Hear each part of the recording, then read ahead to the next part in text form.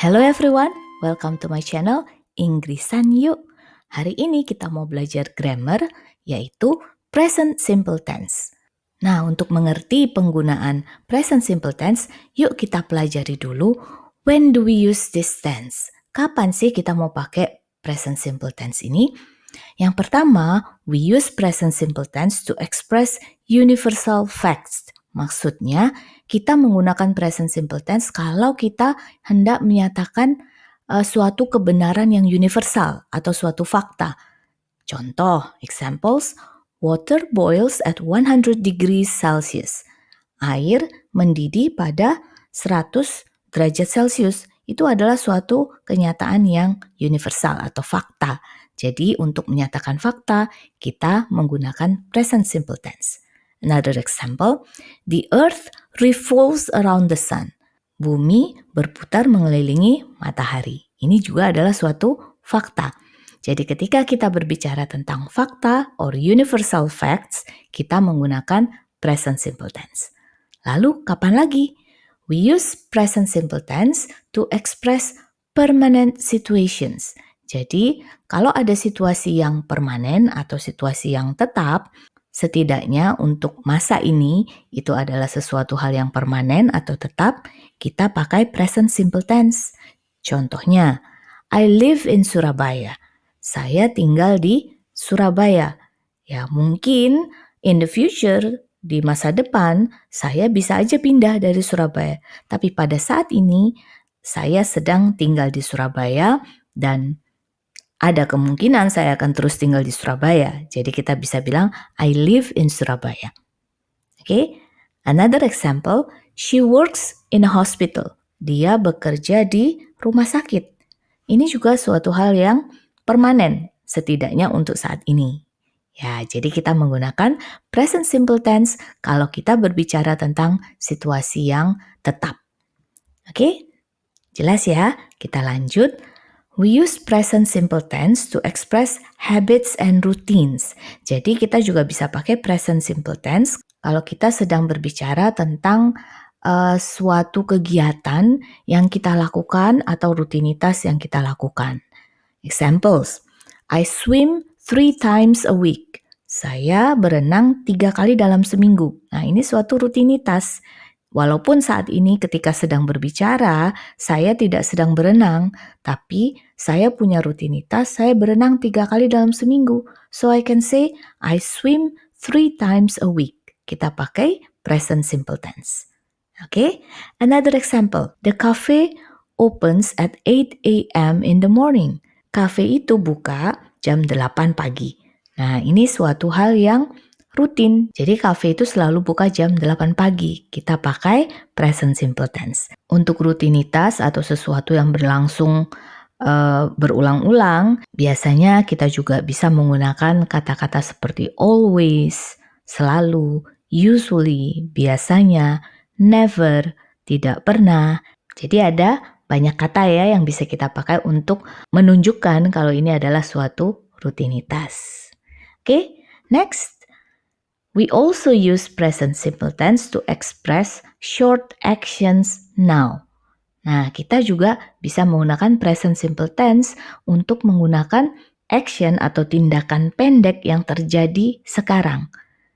Nah, biasanya kalau tindakan itu sedang terjadi, kita pakai present continuous tense.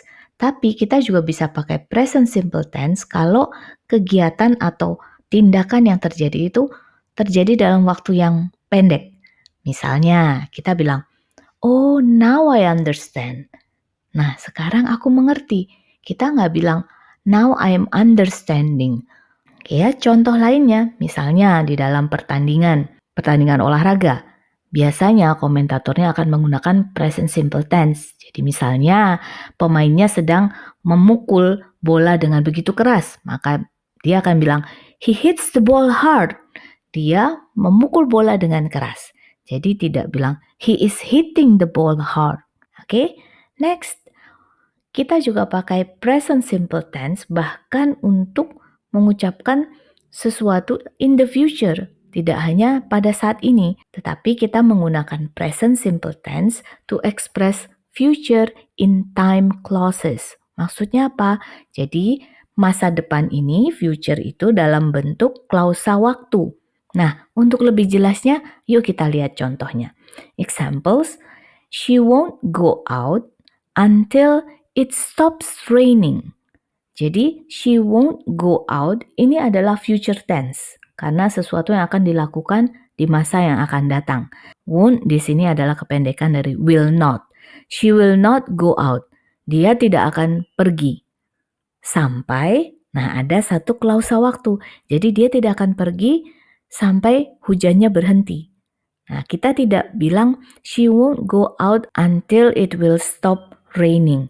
Tidak, tapi kita pakai present simple tense untuk klausa waktunya. Hanya di bagian klausa waktu atau time clauses. Nah, contoh lainnya. We'll play a game after I teach you this. Nah, jadi mungkin adiknya nih minta main. Terus kakaknya bilang, we'll play a game. Nanti kita main. After, setelah, I teach you this. Kita juga menggunakan present simple tense ketika kita melakukan sesuatu dengan mengatakannya. Loh, maksudnya apa ya? Yuk kita lihat contohnya supaya lebih jelas. Examples, I promise I won't be late. Aku janji aku tidak akan terlambat. Jadi belum dilakukan, tapi dijanjikan. Jadi melakukannya dengan mengatakan, dengan berjanji. Jadi saya berjanji, saya tidak akan terlambat. Nah, I won't be late ini adalah future tense karena itu nanti di masa yang akan datang. Kita tidak akan terlambat. Tetapi saat ini kita berbicara kepada teman kita, I promise. Aku janji. I promise I won't be late. Jadi bagian I promise kita gunakan present simple tense. Nah, contoh yang lain, I agree to do the project with him. Aku setuju melakukan proyek ini dengan dia. Nah, proyek ini kan pasti akan terus berjalan sampai di masa yang akan datang gitu. Tapi kita belum melakukannya. Tetapi saat ini kita agree, kita setuju untuk melakukan bersama dengan dia. Jadi kita melakukan sesuatu itu dengan mengatakan dulu. Nah, kata-kata kerja yang seperti ini contoh lainnya adalah promise, janji, apologize, meminta maaf, advice, menyarankan, insist, insist ini artinya bersikeras gitu ya. Misalnya I insist to pay the bill. Aku bersikeras nih, aku aja yang bayar gitu. Agree, tadi kita sudah lihat di contoh. Refuse, itu menolak. Jadi misalnya kita ganti, I refuse to do the project with him. Saya menolak untuk melakukan proyek itu bersama dengan dia. Nah, ini semua kita menggunakan present simple tense. Nah, sekarang bagaimana formatnya?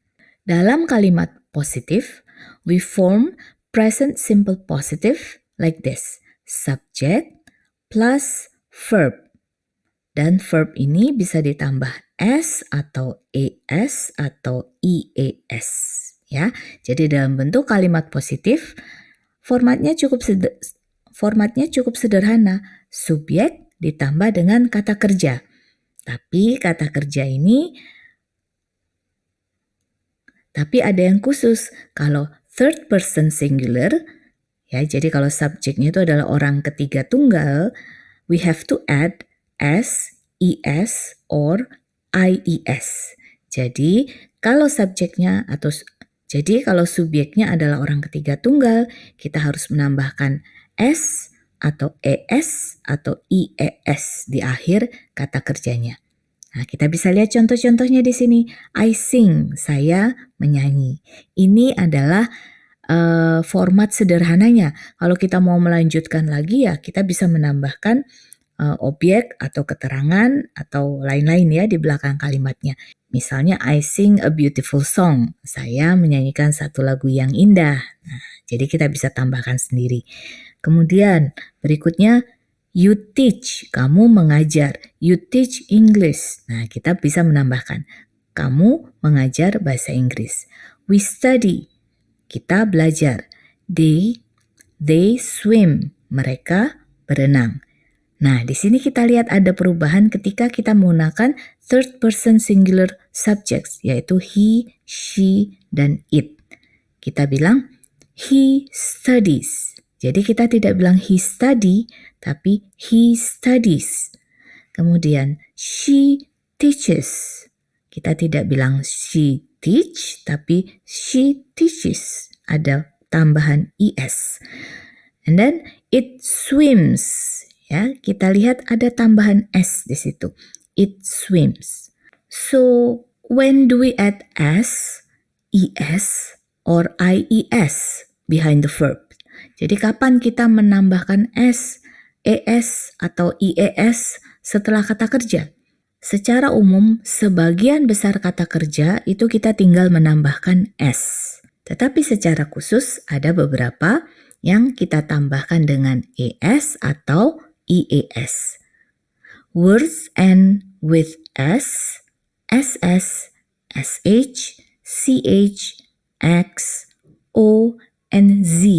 Ya, kata-kata yang berakhiran ini we add es. Kita menambahkan es. Contohnya bus menjadi buses, miss menjadi misses, brush menjadi brushes, teach becomes teaches, fix, fixes, do, does, buzz, buzzes. Nah, yang berikutnya, words end with consonant plus y. We change the y into I and then we add es. Jadi kalau kata kerja itu berakhir dengan y, tapi sebelum y itu ada konsonan atau huruf mati, maka y-nya itu berubah jadi i, kemudian kita tambah es, ya, jadi ies. Contohnya cry. Cry is C-R-Y, ya. Jadi cry itu C-R-Y. Terakhirnya Y, tapi sebelum Y itu R. R itu huruf mati atau konsonan. Jadi Y-nya ini kita ganti dengan huruf I, lalu kita tambahkan es. Jadi cry becomes cries. Sama dengan study. Study belakangnya Y, Y, tapi sebelumnya ada D. Study becomes studies. Try becomes tries. Apply becomes applies. Tetapi kalau misalnya buy, ya kita lihat di sini, buy terakhirnya y atau y, tetapi sebelum y itu ada huruf u, dan u itu adalah huruf hidup atau vowel.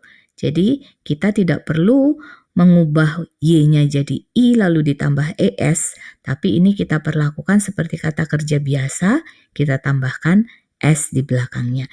Jadi kalau buy itu menjadi buys. Jelas ya? How to form the present simple negative. Kalau kalimat negatif, bagaimana kita membentuknya? To form the negative sentence, we use subject plus do or does, not, plus verb. Kita pakai subjek ditambah do atau does not, kemudian ditambah dengan kata kerjanya. Nah, kapan kita pakai do, kapan kita pakai does? Sekali lagi, kalau itu third person singular, jadi itu orang ketiga tunggal, maka kita pakai does. Yang lainnya kita pakai do. Ya, contoh di sini, I do not sing. You don't teach. Do not bisa disingkat menjadi don't. Ya, kita menulisnya D-O-N, kemudian ada koma di atas dan T. Okay, you don't teach. We don't study. They don't swim.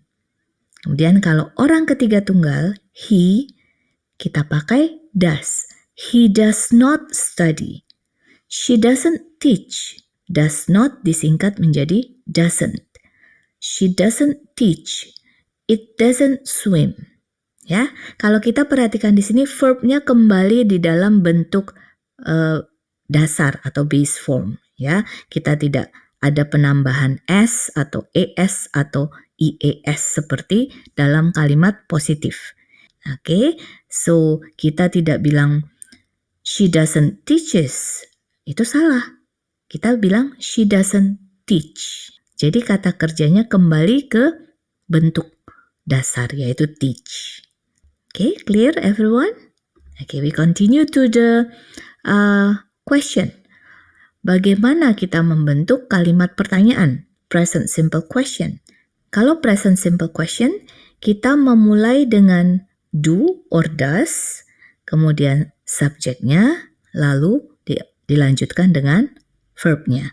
Dan seperti dalam bentuk negatif, verbnya kembali ke bentuk awal. Orang ketiga tunggal kita menggunakan does. Oke, contoh kalimat, do I drive? Do you like the book? Do we pay? Do they sleep? Ini semua kita pakai do. Nah, berikutnya untuk orang ketiga tunggal kita pakai does. Does he cook? Does she cry? Does it swim? Untuk bentuk pertanyaan present simple question yang seperti ini, it's a yes or no question. Jadi itu adalah pertanyaan dengan jawaban ya atau tidak, gitu ya. Jadi do I drive? Do you like the book? Jadi semua pertanyaan ini jawabannya pasti hanya iya atau tidak. It's a yes or no question. Dan how do we form the answer? Lalu bagaimana cara kita menjawab pertanyaan-pertanyaan seperti ini? Now we form short answers. Contohnya, kalau positive short answer ya kita tinggal bilang yes, I do. Yes, they do. Yes, we do. Atau yes, she does. Jadi contohnya kalau ditanya, do you teach? Kita bisa jawab, yes, I do. Atau yes, I teach. Kita bisa simply answer yes, I do. Atau kita bisa menjawab sesuai dengan apa yang ditanyakan. Oke, untuk negative short answers, kalau misalnya tidak, kita cukup bilang, no, I don't. No, he doesn't. Atau kalau untuk jawaban yang lebih panjang, kita bisa menjelaskan seperti apa yang ditanyakan. Do you teach? No, I don't teach. Seperti itu. Cukup jelas? Oke, semoga penjelasannya cukup jelas. Kalau misalnya kamu punya pertanyaan, boleh kamu tulis di komen. Atau kalau kamu ada topik-topik yang kamu ingin saya bahas dalam video saya, kamu boleh juga tulis di komen ya. Oke, so now it's time to practice. Sudah siap? Saya akan ajukan beberapa pertanyaan. Kita lihat nih, sudah paham betul nggak ya penjelasannya? Nah, kamu boleh keep score kamu. Nanti di akhir praktis, nanti boleh share dengan kita. Oke, ready? Question number 1. Question number 1. Put the verb into the correct form. Keisha, not drink tea very often. Nah, ini adalah kalimat negatif. Oke, sudah siap? What is your answer? Keisha doesn't drink tea very often. Jadi ini adalah kalimat yang mengatakan kebiasaan atau rutinitas ya. Jadi ada jadi di situ ada keterangan very often ya. Jadi Keisha tidak terlalu sering minum teh. Okay, next question. What time the banks close here? What's your answer? What time do the banks close here? Okay, what time do the banks? Karena ini plural ya, banks. Kita pakai do. What time do the banks close here? Next. I've got a computer, but I not use it much. Saya punya komputer, tapi saya tidak menggunakannya, tidak sering-sering menggunakannya. Yes, I've got a computer, but I don't use it much. Next.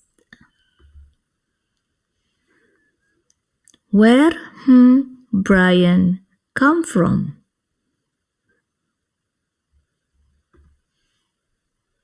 Yes, where does Brian come from? Very good. Look at this sentence. What this word mean? Look at this sentence. What does this word mean? Very good. So how many correct answers did you get? What's your score? Do you want to share it with us? Oke teman-teman, semoga video hari ini bisa membantu untuk memahami kapan dan bagaimana kita menggunakan present simple tense. Kalau menurut kamu video ini menolong kamu untuk lebih mengerti, silakan di-like, boleh di-share ke teman-teman yang lain, dan jangan lupa subscribe dan set notification supaya kamu tidak ketinggalan video-video yang akan saya upload berikutnya. Thanks for listening and see you later. Inggrisan yuk!